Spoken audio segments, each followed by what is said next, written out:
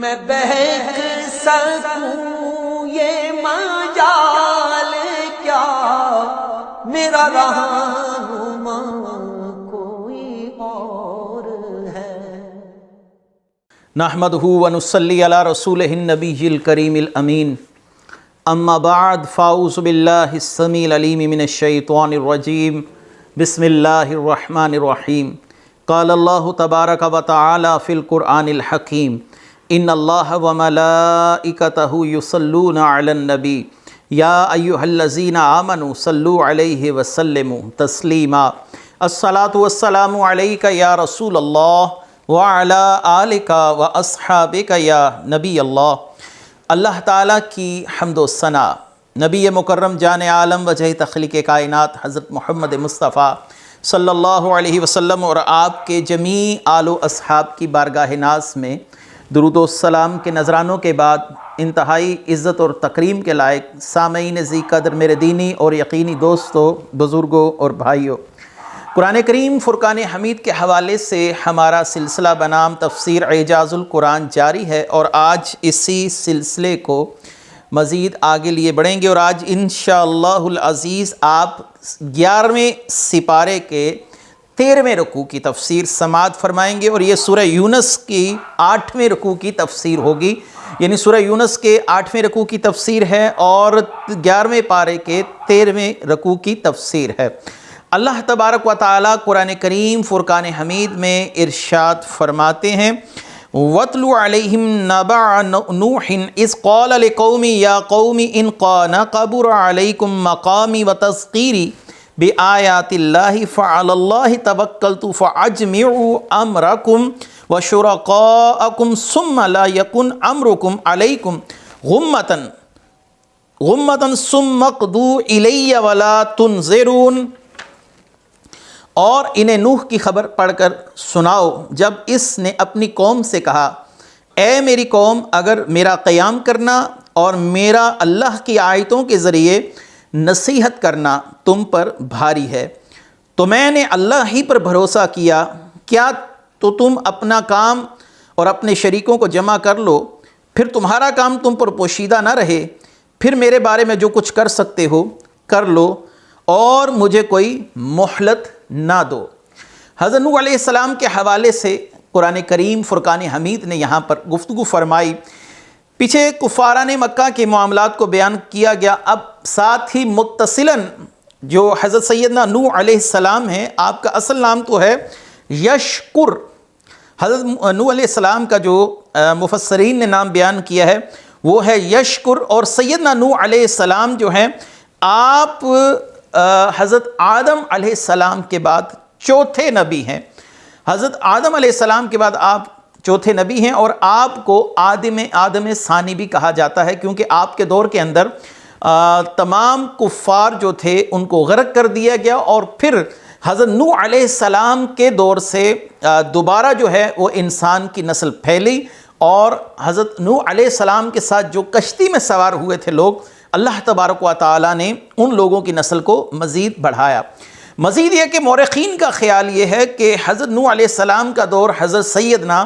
عیسیٰ علیہ السلام سے کم و بیش 3800 سال پہلے کا ہے۔ لہٰذا اگر اسی چیز کو دیکھا جائے تو پھر نبی کریم صلی اللہ علیہ وآلہ وسلم اور حضرت نوح علیہ السلام کے دور کے درمیان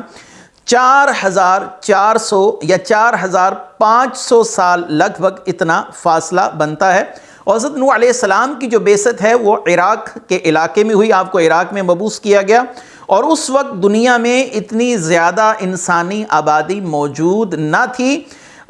یہی جو آبادی موجود تھی یہ عراق، اردن اور جزیرہ عرب جو تھا اس علاقے کے اندر بس محصور تھی، یعنی انسانوں کی جو تعداد تھی وہ ان خطوں میں پھیلی ہوئی تھی۔ حضرت نوح علیہ السلام نے اپنی قوم کو کم و بیش 950 سال تک تبلیغ کی۔ اس کا ذکر اللہ تبارک و تعالیٰ نے سورہ عنکبوت آیت نمبر 14 میں فرمایا۔ اللہ تبارک و تعالیٰ ارشاد فرماتے ہیں، فَلَبِثَ فِيهِمْ أَلْفَ سَنَةٍ إِلَّا 50 عَامًا، آپ نے ان میں 50 کم ہزار برس تبلیغ فرمائی، ان میں رہے، اور آپ کا یہ دورانیہ 950 سال پر محیط ہے۔ حضرت نوح علیہ السلام نے انتہائی محنت شاقہ کے ساتھ ان لوگوں کو اللہ تعالیٰ کا پیغام پہنچایا، لیکن اس قوم پر بدبختی غالب آئی اور اس قوم نے حضرت نوح علیہ السلام کی دعوت کو قبول تو کجا، حضرت نوح علیہ السلام پر فکر کسنا، کبھی آپ کو اپنے جیسا ایک عام انسان کہنا، کبھی آپ کے ماننے والوں کو کمینہ خصلت الفاظ کے ساتھ تعبیر کرنا، اور حضرت نوح علیہ السلام کا استہزاء کرنا، حضرت نوح علیہ السلام سے متعدد بار اللہ کے عذاب کا تقاضا کرنا، یہ تمام معاملات اس قوم کے اندر پائے جاتے تھے۔ ان تمام واقعات کو اس مقام پر بیان کرنے کا واضح سا ایک مقصد جو ہمیں سامنے نظر آتا ہے وہ ہے رسول اللہ صلی اللہ علیہ وسلم کو تسلی اور تشفی دینا کہ اے محبوب صلی اللہ علیہ وسلم آپ کفار کے معاملے کو لے کر دل برداشتہ نہ ہو۔ یہ کفار کی ہمیشہ سے خصلت رہی ہے کہ وہ انبیاء علیہ السلام پر فکر کستے رہے، انبیاء علیہ السلام کی دعوت کا انکار کرتے رہے اور انہیں تنگ کرنے میں حد درجے تک جہاں تک وہ جا سکتے تھے وہ گئے۔ حضرت نوح علیہ السلام نے ان کی حرکات و سکنات سے تنگ آ کر کیا فرمایا؟ آپ نے فرمایا کہ فَعَلَى اللَّهِ تَوَكَّلْتُ فَأَجْمِعُوا أَمْرَكُمْ وَشُرَكَاءَكُمْ ثُمَّ لَيَكُنْ أَمْرُكُمْ عَلَيْكُمْ غُمَّةً ثُمَّ اقْضُوا إِلَيَّ وَلَا تُنظِرُونَ، کہ تم تمام لوگ اکٹھے ہو جاؤ، میرا بھروسہ تو اللہ کی ذات پر ہے، تم مل کر کام کرو، اور چھوٹے اور اپنے بڑے معبود جتنے بھی ہیں سب کو ملا کر میرے خلاف کوئی اگر عملی اقدام کر سکتے ہو تو کرو۔ یہاں سے معلوم ہوا کہ نبی اپنی قوم میں سب سے جرأت مند شخصیت ہوا کرتا ہے، نبی کسی بھی خطرے کو خاطر میں نہیں لاتا، وہ اللہ کے دین کے لیے جو اس کے قدم بڑھ جائیں ان قدموں پر ہی کھڑا رہتا ہے۔ نبی کو اللہ تعالیٰ نے صاحب استقامت بنایا ہوتا ہے۔ یہاں پر ضمناً میں ایک اور بات بھی عرض کرتا چلوں کہ ماضی قریب کے اندر ایک بہت بڑا فتنہ جس سے مسلمانوں کو بہت زیادہ نقصان پہنچا وہ فتنہ قادیانیت تھا۔ یہ فتنہ قادیانیت خود باطل قوتوں کے زیر سایہ رہ کر پروان چڑھتا رہا اور ان کی جی میں جی ملاتا رہا، جو انگریزوں نے ان کو کہا انہوں نے اسی بات پر لبیک کہا۔ یہ معاملہ خود ہی اپنے آپ میں اس بات کا اظہار کر رہا ہے کہ قادیانی کا دعوی نبوت کس حد تک جھوٹا تھا۔ قادیانی خود کو انگریز حکومت کا وفادار بھی کہتا تھا اور ان کی ہاں میں ہاں ملانے اور ان کی زیر سرپرستی رہنے کو ہی ترجیح دیتا تھا۔ قادیانی اپنی مشہور کتاب مجموعہ اشتہارات، جو اس کے اشتہارات کے مجموعہ چھپا ہے، اس کی جلد 3 اور صفحہ 21 پر، جو کہ طبع ہے لنڈن سے، اس کے اندر لکھتا ہے گورنمنٹ عالیہ کے معزز حکام نے ہمیشہ مستحکم رائے سے اپنی چٹھیاں جو ہمارے متعلق لکھی ان میں گواہی دی ہے کہ قادیانی جماعت قدیم سے سرکار انگریزی کے پکے خیرخواہ اور خدمت گزار ہیں، اور تو اس خود کاشتہ پودے کی نسبت نہایت حزم اور احتیاط سے کام لیا جائے، یعنی ہمیں نہ چھیڑا جائے، ہم انگریز کی زیر سرپرستی کام کر رہے ہیں۔ اور آگے چل کر حضرت نوح علیہ السلام نے ان لوگوں کو ان کے معبود جو جھوٹے معبود ہیں ان کی بے بسی بھی ظاہر کی کہ تم سب مل کر میرے خلاف جو کچھ کر سکتے ہو کر کر دیکھ لو۔ گویا یہ ایک چیلنج تھا اور ان کے جھوٹے معبودوں کی بے بسی بھی تھی اور ان بتوں کی حقیقت کا آشکار کرنا بھی تھا، اظہار کرنا تھا کہ یہ کچھ کر نہیں سکتے۔ بہرحال اس پر وہ لوگوں نے اپنا رد عمل یہ ظاہر کیا کہ حضرت نوح علیہ السلام کو مزید تنگ کرنا شروع کر دیا اور حضرت نوح علیہ السلام کی کھلی مخالفت پر اتر آئے۔ اگلی آیت ہے فَإِن تَوَلَّيْتُمْ فَمَا سَأَلْتُكُم مِّنْ أَجْرٍ إِنْ أَجْرِيَ إِلَى اللَّهِ إِلَّا عَلَى اللَّهِ وَأُمِرْتُ أَنْ أَكُونَ مِنَ الْمُسْلِمِينَ، اور پھر اگر تم منہ پھیرو تو میں تم سے کوئی معاوضہ نہیں مانگتا، میرا اجر تو اللہ کے ذمہ کرم پر ہے اور مجھے حکم دیا گیا کہ میں مسلمانوں میں سے ہوں۔ ان اکون من المسلمین، مجھے یہی حکم دیا گیا کہ میں اللہ کے اطاعت گزار بندوں میں ہی شامل رہوں۔ حضرت نوح علیہ السلام نے فرمایا فما سألتکم من اجر، میں تم سے کوئی معاوضہ نہیں مانگتا۔ رسول اللہ صلی اللہ علیہ وسلم نے بھی ایسے ہی فرمایا ہے۔ آپ صلی اللہ علیہ وسلم نے کیا فرمایا؟ قل لا اسألکم علیہ اجرا، سورہ شورى آیت نمبر 22 ہے کہ دراصل تبلیغ دین نماز روزہ کی طرح ایک دینی فرض ہے اور فرض کے بدلے معاوضہ لینا جائز نہیں ہے۔ یہ ایک فقہی مسئلہ میں آپ کو بتا رہا ہوں اور یہ بڑا ہی توجہ طلب مسئلہ ہے۔ پھر اب آپ کے ذہن میں سوال ہوگا کہ مساجد میں جو امام مسجد ہیں خدمات سر انجام دے رہے ہیں، مدارس میں جو علماء کرام اپنی خدمات سر انجام دے رہے ہیں تو وہ اس کے عوض اجارہ لیتے ہیں، اجارہ کرتے ہیں، یعنی اس کے عوض وہ کچھ رقم کا جو ہے وہ مطالبہ ان کا ہوتا ہے۔ تو یاد رکھیے کہ یہ جو ہے ایک شرعی حیلہ ہے، وہ صرف وقت کا اجارہ لیتے ہیں، اصل میں ان چیزوں کا نہیں لیتے۔ اس وقت میں آپ ان سے کوئی بھی کام کروا سکتے ہیں۔ مثلا اگر اس کے بغیر تبلیغ کی جائے تو معاوضہ لینا جائز نہیں، جیسا کہ اگر لوگ نماز پڑھانے یا نماز پچگانہ کے لیے موجود ہو اور کوئی صاحب ان میں سے اٹھ کر خطبہ کہیں اور نماز پڑھا دیں تو اس سے معاوضہ لینا جائز نہیں، کیونکہ جس شخص کے ساتھ آپ کی بات چیت چلی ہے کہ آپ نے یہاں پر مسجد میں 5 وقت کی نماز کی ذمہ داری نبھانی ہے، وہ اپنے وقت کے عوض آپ سے یہ چیز لے رہا ہے، وہ جو فرائض اس کے اندر سر انجام دے رہا ہے وہ اس کے عوض نہیں لے رہا، وہ اپنا وقت دے رہا ہے۔ اس وقت میں آپ ان سے جو مرضی کام لے لیں، ان سے یہ کام بھی لے سکتے ہیں کہ آپ نے نماز پڑھانی ہے، آپ نے جمعہ پڑھانا ہے، آپ نے بچوں کو مدرسے میں دینی تعلیم دینی ہے، تو اس لحاظ سے اس صورت میں یہ جائز سمجھا گیا۔ ایک اور صورت بھی ہے، علماء کرام نے کہا کہ اگر اس دور کے اندر دین کی خدمت کرنے والوں کی مالی خدمت نہ کی جائے تو ان کے لیے ذریعہ معاش کے دروازے بند ہو جائیں گے اور ان کو اپنی گھریلو زندگی کے چلانے میں کئی مشکلات کا سامنا کرنا پڑے گا۔ لہٰذا اب اس وقت کی مجبوری یہ ہے کہ مساجد کو اگر آباد رکھنا ہے اور دینی تعلیم کا معاملہ جاری رکھنا ہے تو پھر علماء کرام کا اجارے والا معاملہ جو ہے وہ کرنا پڑے گا تاکہ مساجد کے دروازے بھی کھلے رہیں۔ اب ایسا کوئی شخص ہے نہیں کہ آپ اس کو 5 وقت کی نمازوں کے لیے پابند کر کے رکھیں، وہ اپنا ذریعہ معاش چھوڑ دے، اس کے بیوی، اس کے بچے اور وہ خود بھوکا مرے، اس کے پاس لباس خریدنے کے لیے پیسے نہ ہوں، اس کے پاس کھانے کے لیے پیسے نہ ہوں۔ تو یہ جو صورتحال ہے عمومی صورتحال کی میں بات کر رہا ہوں، اس صورتحال کو مد نظر رکھتے ہوئے علماء کرام نے مساجد کی آباد کاری کے لیے، مدارس کی آباد کاری کے لیے ان معاملات کی اجازت دی ہے۔ اور اگلی آیت مبارکہ فَكَذَّبُوهُ فَنَجَّيْنَاهُ وَمَن مَّعَهُ فِي الْفُلْكِ وَجَعَلْنَاهُمْ خَلَائِفَ وَأَغْرَقْنَا الَّذِينَ كَذَّبُوا بِآيَاتِنَا فَانظُرْ كَيْفَ كَانَ عَاقِبَةُ الْمُنذِرِينَ۔ تو انہوں نے نوح کو جھٹلایا تو ہم نے اسے اور کشتی میں اس کے ساتھ والوں کو نجات دی اور انہیں ہم نے جانشین بنایا، اور جنہوں نے ہماری آیات کی تکذیب کی انہیں ہم نے غرق کر دیا۔ تو دیکھو ان لوگوں کا کیسا انجام ہوا جنہیں ڈرایا گیا تھا۔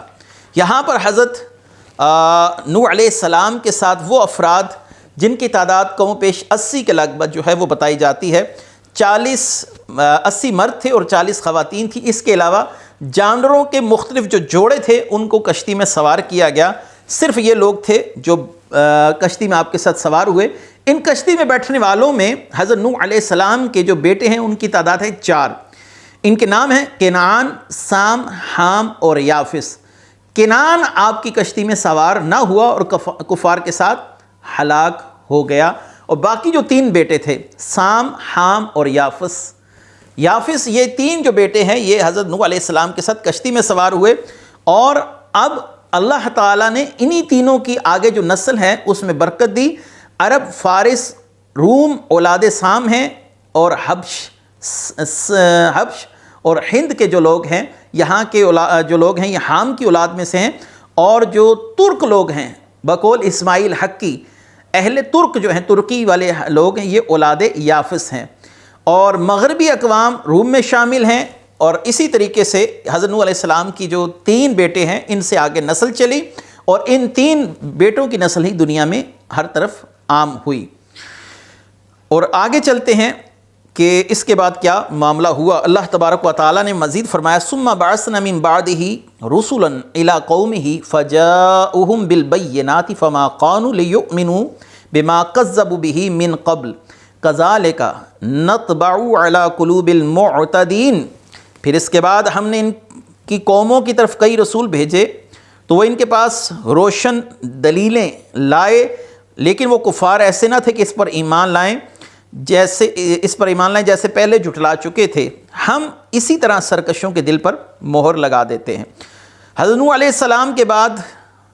اب اگلا دور آیا جب حضرت صالح علیہ السلام،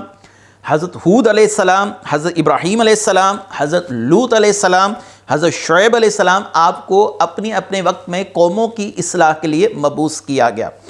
اب حضرت نوح علیہ السلام کے واقعے کے بعد رسول اللہ صلی اللہ علیہ وسلم کو مزید تسلی و تشفیع دی جا رہی کہ محبوب صلی اللہ علیہ وسلم یہ واقعہ محض حضرت نوح علیہ السلام کے ساتھ پیش نہیں آیا، یہی واقعہ حضرت ہود، حضرت صالح، حضرت ابراہیم، حضرت لوط، حضرت شعیب، ان لوگوں کے ساتھ بھی ان واقعات کا تسلسل ہوتا رہا۔ ان انبیاء کرام کو بھی اللہ تعالیٰ نے روشن دلائل اور واضح معجزات دیکھ کر مبعوث کیا، لیکن ان کی اقوام نے ان کے معجزات کو دیکھا بھی، اور ان معجزات کو دیکھنے کے بعد، جاننے کے بعد کہ واقعی یہ معجزات ہیں، لیکن پھر بھی اللہ تبارک و تعالیٰ کے انبیاء علیہ السلام کی تکذیب کی، اللہ تبارک و تعالیٰ کے بھیجے ہوئے دین کے خلاف کھڑے ہوئے، اللہ تعالیٰ نے ان کو غرق کر دیا، اور اللہ نے فرمایا کذالک نطبع علی قلوب المعتدین، اللہ اسی طرح سرکشوں کے دلوں پر مہر لگا دیتا ہے۔ تو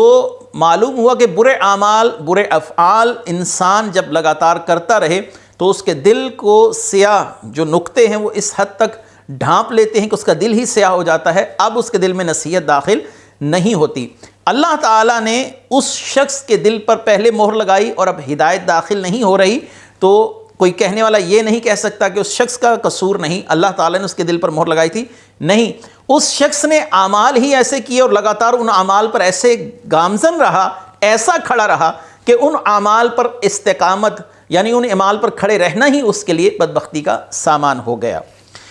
ثم بعثنا من بعدهم موسى وهارون الى فرعون وملئه بآياتنا فاستكبروا وكانوا قوما مجرمين، پھر ان کے بعد ہم نے موسیٰ اور ہارون کو فرعون اور اس کے درباریوں کی طرف نشانیاں دے کر بھیجا، تو انہوں نے تکبر کیا اور وہ مجرم لوگ تھے۔ حضرت نوح علیہ السلام کے بعد دیگر انبیاء کے واقعات کو بیان کیا گیا اختصار کے ساتھ، اب تفصیلی طور پر حضرت موسیٰ علیہ السلام اور حضرت ہارون علیہ السلام کے حوالے سے گفتگو فرمائی جا رہی ہے۔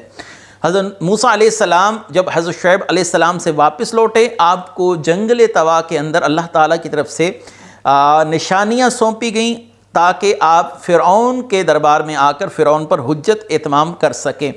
آپ نے اللہ تبارک و تعالیٰ سے دعا فرمائی کہ اللہ تعالیٰ حضرت ہارون علیہ السلام کو بھی میرا معاون و مددگار بنا دے، تو لہٰذا اس طریقے سے یہ دونوں انبیاء علیہ السلام جو دونوں بھائی ہیں، یہ فرعون کے دربار میں پہنچتے ہیں، وہاں پر اپنی واضح جو نشانیاں لائے، جیسے کہ ید بیضا ہے اور اپنے عصا کو زمین پر رکھنا اور اس عصا کا تمام کی تمام رسیوں کو نگل جانا، اس طرح کے تمام معاملات فرعون نے دیکھے، لیکن دیکھنے کے بعد بھی یہ جانتا تھا کہ یہ جادو نہیں، یہ معجزہ ہے، لیکن اس نے تسلیم نہ کیا۔ لیکن جب اس کی موت کا وقت آیا، پھر چیخا چلایا کہ میں اس بات پر ایمان لایا، لیکن اس وقت اس کا ایمان لانا اس کو فائدہ نہ پہنچا سکا۔ تو حضرت موسیٰ علیہ السلام اور حضرت ہارون کا جس شخص کے ساتھ واسطہ پڑا وہ اپنی امت کا بدبخت شخص فرعون تھا، اور ان واقعات کی تفصیل ہم سورہ الاعراف کی آیت نمبر 103 سے لے کر 156 تک بڑی تفصیل کے ساتھ بیان کر چکے ہیں۔ ہمارے پچھلے دروس کے اندر سورہ الاعراف آیت نمبر 103 سے لے کر 156 تک ان واقعات پر بھی سیر حاصل گفتگو کر دی گئی ہے۔ فَلَمَّا جَاءَهُمُ الْحَقُّ مِنْ عِنْدِنَا قَالُوا إِنَّ هَذَا لَسَاحِرٌ مُبِينٌ قَالَ مُوسَىٰ أَتَقُولُونَ لِلْحَقِّ لَمَّا جَاءَكُمْ أَسِحْرٌ هَذَا وَلَا يُفْلِحُ السَّاحِرُونَ قَالُوا أَجِئْتَنَا لِتَلْفِتَنَا أَمَّا وَجَدْنَا عَلَيْهِ آبَاءَنَا وَتَكُونَ لَكُمُ الْكِبْرِيَاءُ فِي الْأَرْضِ وَمَا نَحْنُ لَكُمَا بِمُؤْمِنِينَ۔ تو جب ان کے پاس ہماری طرف سے حق آیا تو کہنے لگے بے شک یہ کھلا جادو ہے، اور موسیٰ نے کہا کہ کیا تم حق کے بارے میں یہ کہتے ہو جب وہ تمہارے پاس آیا، کیا یہ جادو ہے؟ اور جادوگر فلاں نہیں پاتے۔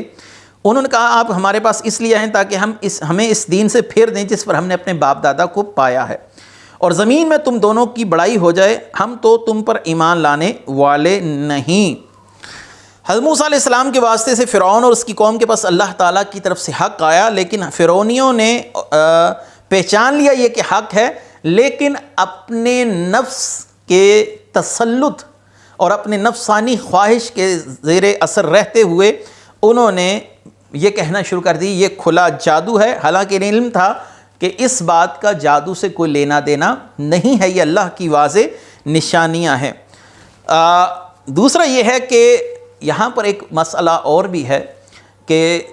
یہاں سے ایک بات ہمیں اشارتاً معلوم ہوئی کہ جب کفار جوابات دینے سے عاجز آئے تو انہوں نے انبیاء علیہ السلام پر مختلف الزامات لگانا شروع کیے، یعنی جب جواب نہ آئے تو اگلے پر الزامات لگانا شروع کر دینا، کبھی کہنا یہ ساحر ہیں، کبھی کہنا یہ شاعر ہیں، کبھی کہنا یہ مجنون ہیں۔ جو جھوٹا شخص ہے وہ خود اپنی بات پر کھڑا نہیں ہوتا، اگر وہ اس نظریے اور عقیدے کے اندر اتنے ہی راسخ تھے تو وہ ایک ہی بات کہتے، لیکن ان کی بات بدل بدل کے کرنا، کبھی جادوگر کہنا، کبھی شاعر کہنا، کبھی مجنون کہنا اور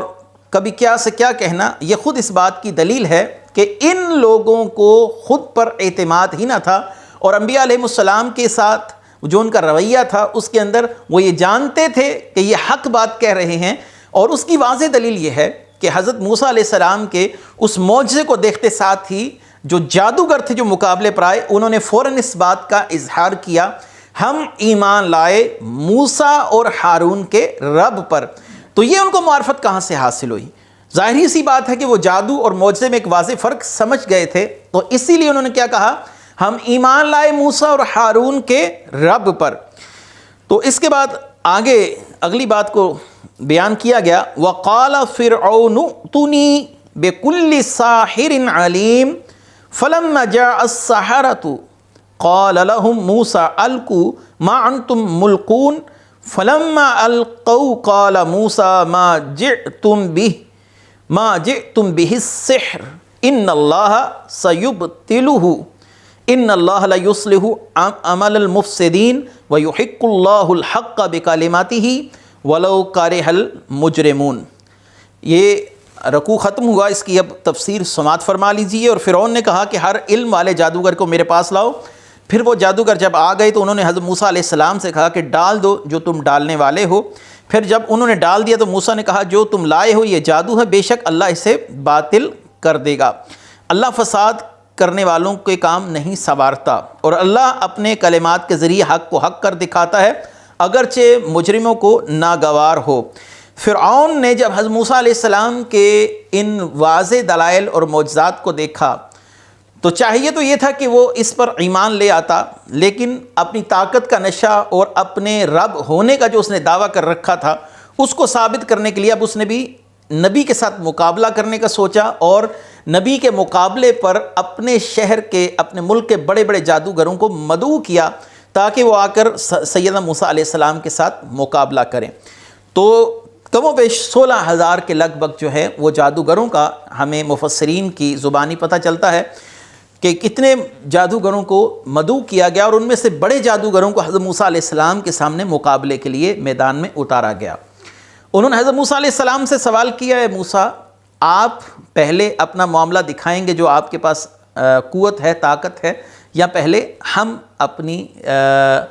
جو شعبدہ بازی ہے یا جادو ہے اس کے عملی مظاہر آپ کے سامنے ظاہر کریں؟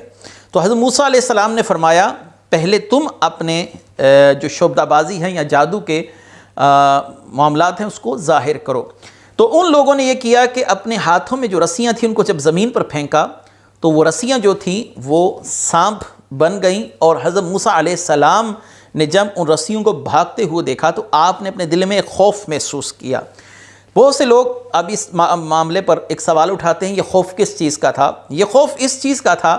کہ یہ نہ ہو کہ لوگ ان لوگوں کا کرتب دیکھ کر یہاں سے چلے جائیں، اور میں جب اللہ تعالیٰ کی دوہی قوت کا اظہار کرنا چاہوں تو اس وقت یہاں پر لوگ موجود نہ ہو، اور لوگ اللہ تعالیٰ کی طرف سے جو مجھے عطا کردہ معجزہ ہے اس معجزے کو نہ دیکھ سکیں اور ہدایت نہ پائیں۔ تو یہ جو خوف تھا وہ اس چیز کا تھا، نہیں تو انبیاء علیہ السلام کو کوئی ایسا خوف نہیں ہوتا کہ کوئی ہم پر غالب آ جائے گا، کیونکہ اللہ تعالیٰ نے قرآن میں وعدہ فرمایا ہے لَأَغْلِبَنَّ أَنَا وَرُسُلِي، میں غالب ہوں اور میرے رسول جو ہیں وہ غالب رہیں گے۔ تو بہرحال وہ سورہ طٰہٰ میں آگے تفسیر میں آ رہا ہے، انشاءاللہ وہاں پر تفصیلی کلام کریں گے۔ میں نے یہاں پر مختصر سے یہ کہا کہ جادوگر آئے اور انہوں نے حضرت موسیٰ علیہ السلام کے سامنے جو اپنی رسیاں تھیں اور جو کچھ بھی ان کے ساتھ پاس تھا انہوں نے کرتب کے طور پر دکھانے کے لیے زمین پر ان رسیوں کو پھینکا تو وہ رسیاں سانپ بن گئیں۔ حضرت موسیٰ علیہ السلام نے پھر اپنے عصا کو جب زمین پر رکھا تو اس عصا نے تمام کی تمام رسیوں کو نگل لیا، وہ ایک بڑا اژدہا بن گیا، اور بڑا اژدہا بننے کے بعد اس نے ان تمام رسیوں کو نگل لیا۔ تو جادوگر سمجھ گئے کہ جو ہم کر رہے ہیں وہ شعبدہ بازی ہے، کرتب ہے اور ہاتھ کی صفائی ہے یا جادو ہے، جو بھی ہے یہ حقیقت پر مبنی معاملہ نہیں ہے، اور جو حضرت موسیٰ علیہ السلام نے کیا وہ حقیقت پر مبنی ہے۔ ایک چیز کی جنس تبدیل ہو گئی، یعنی ایک عصا ہے، لکڑی کا ڈنڈا ہے، وہ اپنی جنس تبدیل کر گیا اور وہ سانپ بن گیا۔ یاد رکھیے کہ چیزوں کی حیت اور جنس کا تبدیل ہونا یہ صرف معجزات میں ہے، یہ اللہ تعالیٰ کی قدرت ہے۔ اور جادو کے اندر جو چیز ہمیں بدلتی ہوئی نظر آتی ہے وہ صرف آنکھوں کا دھوکہ ہے، فریب ہے، یا شیاطین جنات ہمیں وہ چیزیں ایسے ہی دکھا رہے ہوتے ہیں جیسا کہ وہ دکھانا چاہتے ہیں۔ اب کیا ہوا کہ اب جب حضرت موسیٰ علیہ السلام نے